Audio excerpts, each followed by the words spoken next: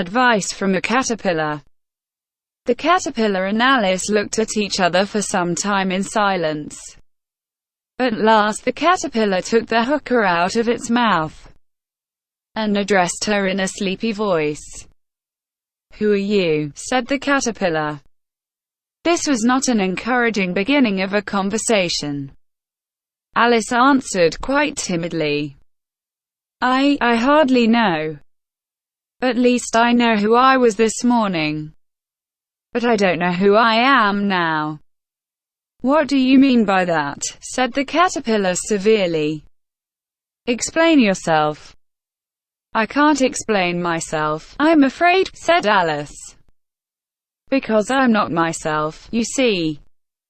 "I don't see," said the caterpillar.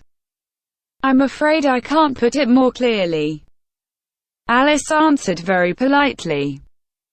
"Because I can't understand it myself.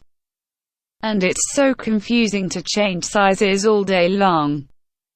"It isn't," said the caterpillar.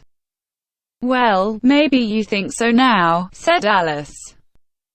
"But someday you will turn into a chrysalis, and then into a butterfly.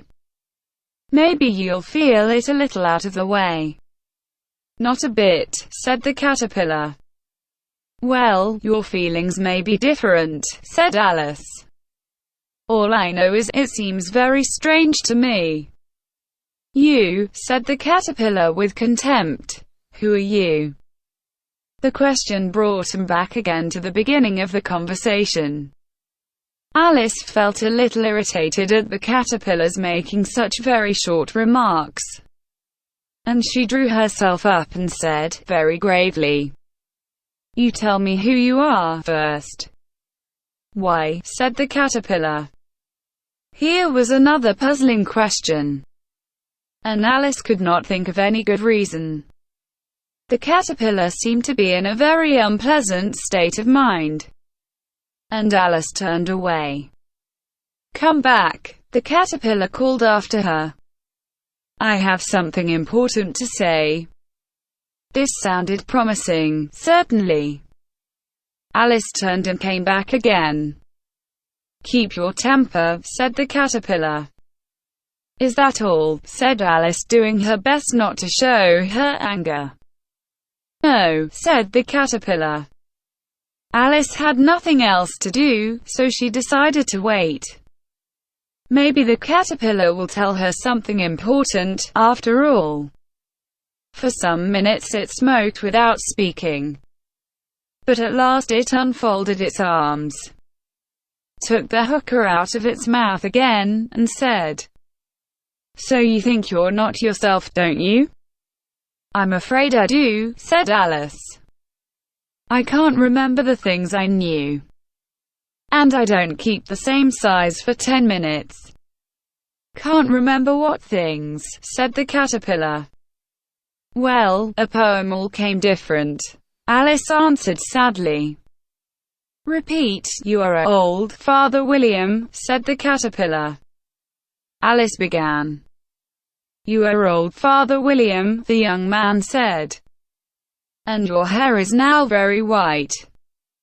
And yet, you keep standing on your whitish head. Do you think, at your age, it is right?" "In my youth," Father William answered his son, "I feared it might injure the brain. But, now that I'm perfectly sure I have none, well, I do it again and again." "You are old," said the boy, "as I mentioned before. And you're uncommonly fat. Yet you turned a back somersault in at the door. Tell me, what is the reason for that?" "In my youth," said the man, as he shook his grey locks, "I kept all my limbs very supple by the use of this ointment, 1 shilling the box. Allow me to sell you a couple." "You are old," said the boy, "and your jaws are too weak for anything tougher than suet. Yet you finished the goose with the bones in the beak. Well, how did you manage to do it?" "In my youth," said his father, I took to the law, and argued each case with my wife, and the muscular strength, which it gave to my jaw, will last for the rest of my life. You are old, said the boy. One can hardly suppose that your eye is as steady as ever. But you balanced a needle on the end of your nose. What made you so awfully clever? Another question. No, it's quite enough, said his father. Don't give yourself airs. Do you think I can listen all day to such stuff? Go away, or I'll kick you downstairs. It's all wrong, said the caterpillar. Not quite right, I'm afraid, said Alice timidly. Some of the words are different. It is wrong from beginning to end, said the caterpillar decidedly. And there was silence for some minutes. The caterpillar was the first to speak. What size do you want to be? It asked. Oh, I'm not particular as to size, Alice answered. Only one don't like changing it so often, you know. I don't know, said the caterpillar. Alice said nothing. She felt that she was losing her temper. Are you happy now? Said the caterpillar. Well, I would like to be a little larger, said Alice. 3 inches 1 is such an awkward height to be. It is a very good height indeed, said the caterpillar angrily, stretching itself upright as it spoke. It was exactly 3 inches high. But it seems awkward to me, pleaded poor Alice. And she thought, it is so easy to offend somebody here. You'll get used to it in time, said the caterpillar. And it put the hookah into its mouth and began smoking again. This time Alice waited patiently. In a minute or two the caterpillar took the hookah out of its mouth, and yawned once or twice, and shook itself.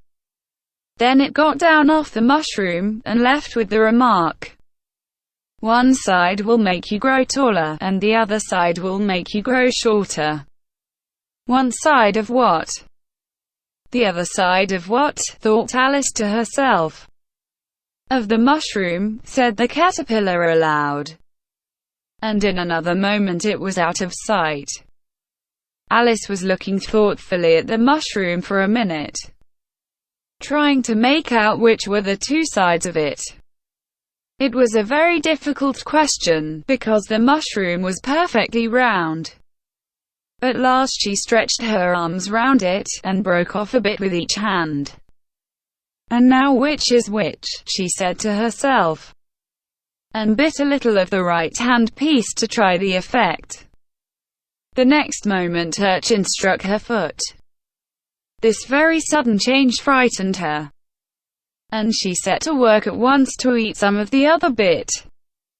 Oh, my head's free at last, said Alice in delight, which changed into alarm in another moment. She couldn't find her shoulders. All she could see, when she looked down, was a very long neck, which rose out of a sea of green leaves far below. What can it be? Said Alice. And where are my shoulders? And oh, my poor hands, I can't see you. Alice failed to find her hands and lift them to her head, and she tried to get her head down to them. To her delight, her neck could bend easily in any direction, like a serpent. She was going to dive in among the green leaves, which turned out to be the tops of the trees, when a sharp hiss made her draw back in a hurry. A large pigeon was beating her violently with its wings. Serpent! Screamed the pigeon. I'm not a serpent, said Alice indignantly. Let me alone. Serpent, I say again, repeated the pigeon, and added with a kind of sob, nothing seems to suit 'em. What are you talking about? Asked Alice. I built nests in the roots of trees, and in the banks, and in the hedges. The pigeon went on, not listening to her. But those serpents, they're everywhere. I must be on the lookout for serpents night and day. I can't even sleep. I'm very sorry about that, said Alice. I chose the highest tree in the wood. Continued the pigeon, raising its voice to a shriek. And I thought, here's a safe place at last. But they come down from the sky. You, serpent. But I'm not a serpent, I tell you, said Alice. I'm a... Well, what are you, said the pigeon. I can see you're trying to invent something. I'm a little girl, said Alice doubtfully. I don't believe you, said the pigeon in a tone of the deepest contempt. Little girls don't have such necks as yours. No, you're a serpent, and there's no use denying it. I think you'll be telling me next that you never eat eggs. Little girls eat eggs quite as much as serpents do, you know, said Alice, who was a very truthful child. I don't believe it, said the pigeon. Or else they're a kind of serpent, that's all I can say. This was such a new idea to Alice that she was quite silent for a minute or two. That gave the pigeon the opportunity of adding, You're looking for eggs, I know that well enough. And I don't care what you are. But I do, said Alice hastily. But I'm not looking for eggs. I don't like them raw. Go away, then, said the pigeon in a sulky tone, as it settled down again into its nest. Alice bent her neck and dived down in among the trees. Her neck kept getting entangled among the branches, and she often had to stop and untwist it. Then she remembered that she still held the pieces of mushroom in her hands, and she set to work very carefully, biting first at one and then at the other, and growing sometimes taller and sometimes shorter. Soon she managed to achieve her usual height. At first it felt quite strange to be her usual size once again. But she got used to it in a few minutes, and began talking to herself. Well, the next thing is to get into that beautiful garden. But how? As soon as she said this, she came suddenly upon an open place, with a little house in it about 4 feet high. It won't do to go there this size, Alice thought. I'll frighten everybody who lives there. And she ate another piece of mushroom, and shrank, and was happy to become 9 inches high.